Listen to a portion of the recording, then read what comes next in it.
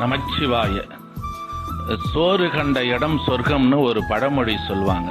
சதா சாப்பிட்டுட்டே இருப்பவங்க. அந்த பழமொழிக்கான உண்மையான விளக்கம், இன்று ஐப்பசி மாத பௌர்ணமி அன்னாபிஷேகம்.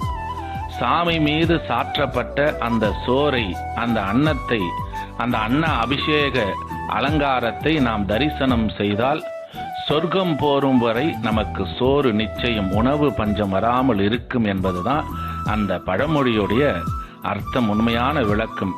சோறு கண்ட இடம் சொர்க்கம்னா அந்த சோற்றால் அலங்காரம் செய்த அந்த அன்னாபிஷேகத்தை நாம் தரிசனம் செய்தால் நமக்கு சொர்க்கம் போகும் வரை உணவு பஞ்சம் வராமல் நமக்கு சொர்க்கம் கிடைக்கின்ற வரத்தை தரக்கூடியதாகும்.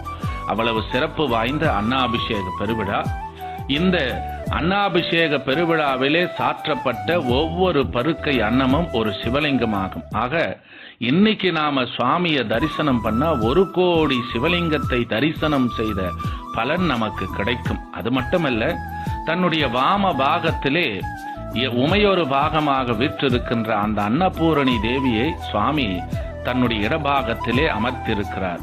இன்று அன்னாபிஷேக தரிசனம் செய்தால் அந்த அன்னபூரணி தேவியுடைய பரிபூரண அருட்கடாட்சம் நிறைந்திருந்து உணவு பஞ்சம் வராமல் நமக்கு இருக்கும்.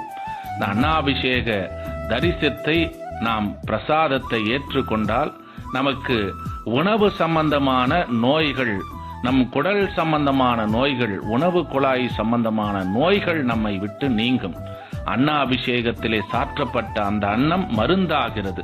அந்த மருந்து பிரசாதமாக நாம் உட்கொண்டால் நம் உடலில் இருக்கின்ற தீராத நோய்கள் நம்மை விட்டு நீங்குகிறது. பசியால் வாடுபவர்களுக்கு உணவு தராமல் விரட்டினால் அன்ன தோஷம் ஏற்படும். அன்ன தோஷம் பீடித்தால் வீட்டில் எவ்வளவு உழைத்தாலும் செல்வம் தங்காது, தரித்திரம் உண்டாகும். அன்னத்தை படித்தால் அன்ன துவேஷம் எனும் உணவை கண்டாலே வெறுப்பு உண்டாகின்ற நோய் உண்டாகும்.